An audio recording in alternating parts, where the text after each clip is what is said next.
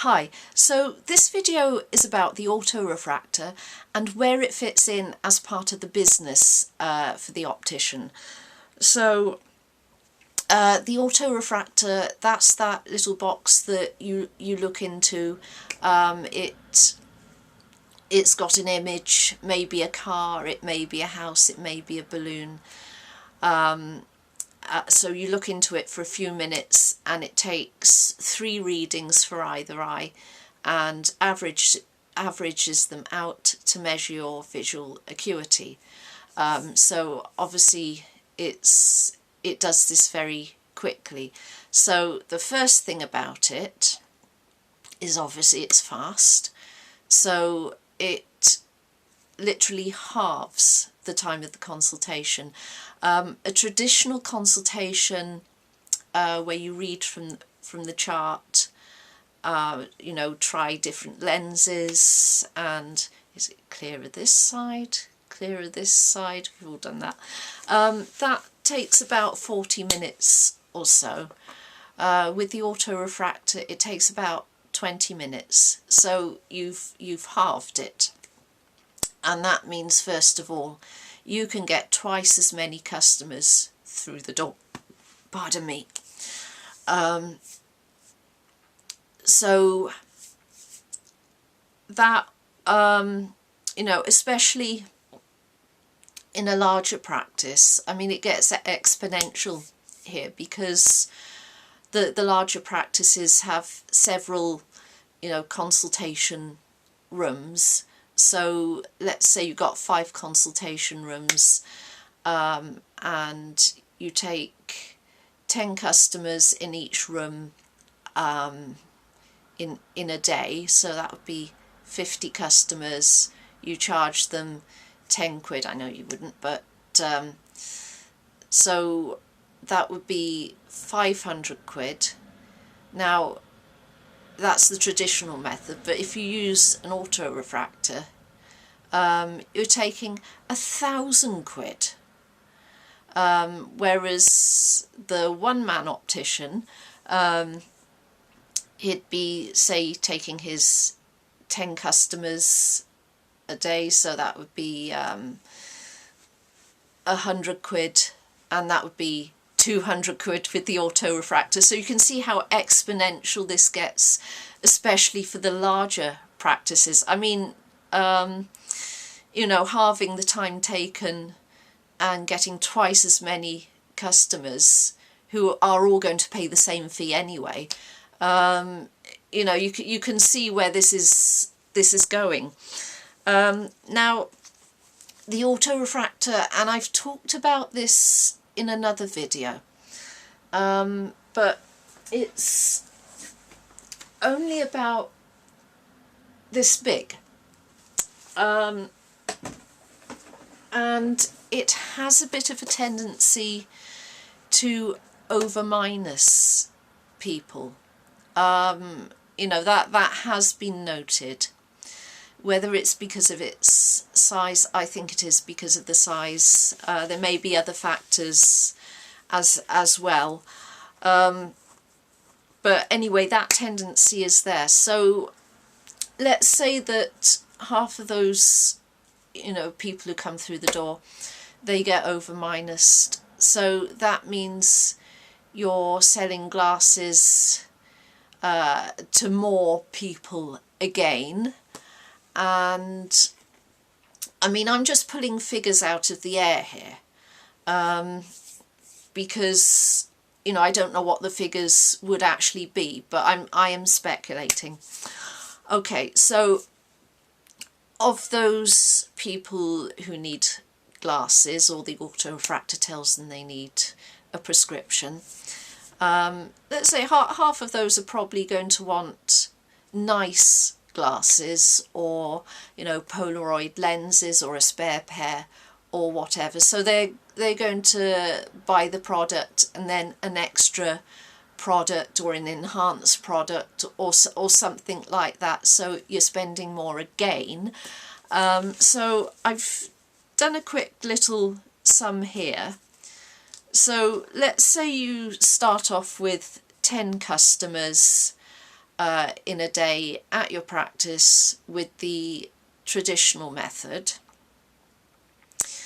and you get an autorefractor, or however many autorefractors, that means you're taking 20 customers that day. And then if you take the half of those who get a prescription, that's 30 customers. And then if you take, or that's 30, sorry, not 30 customers, that's 30 units. And then if you take another half that want fancy frames, so I've put 5 times 2 because 5 is obviously a half of 10, but they want double the amount, so that's 40 units. So you have gone with your autorefractor, and again, this is only speculation, but looking at the exponential nature of what happens here, you've gone from 10 units to 40 units, so that's kind of something like 400% more. So if you think about it, you know, a large practice, you know, they'd make twice as much in a day, twice as much in a year.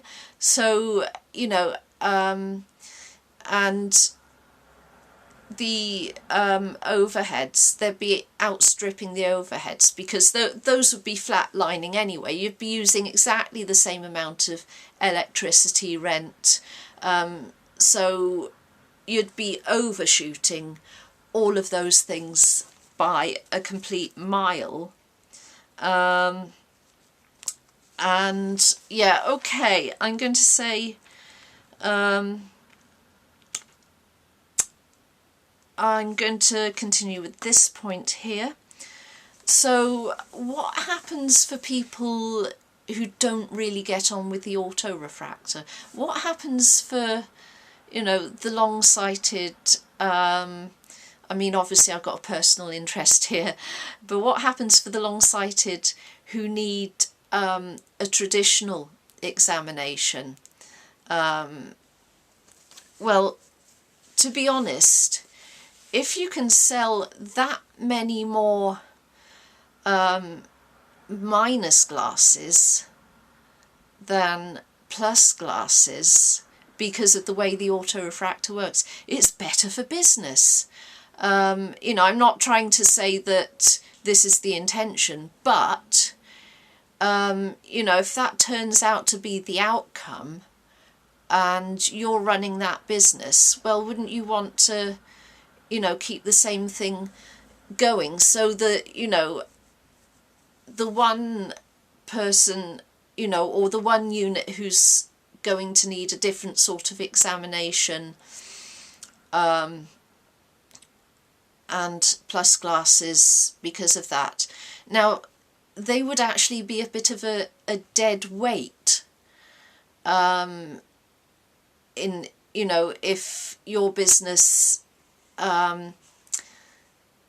is using a model that, you know, puts twice as many people through and prescribes for more people in a certain way. So, you know, the long-sighted person might be a bit of a loss to the business. Now, I know autorefractors, you know, do diagnose long-sightedness, but I'm afraid they only really work if it's actually manifest, which that's very, very few people. So, yeah, there's that aspect of it. And also, the thing is, if you know, 5 businesses in the street have the autorefractor and you're business number 6, you know, aren't you going to want to keep up with businesses 1, 2, 3, 4 and 5? So you might get an autorefractor. So yeah, that was kind of interesting to kind of go over. As I say, this is speculation. I've done other videos on the autorefractor before. I don't think they're totally bad. I do think they are a useful tool, but I think they're not always used in the best way possible. So this is looking at the business end of things and how it might play out. So I definitely welcome any comments on this and hope to see you in my next video.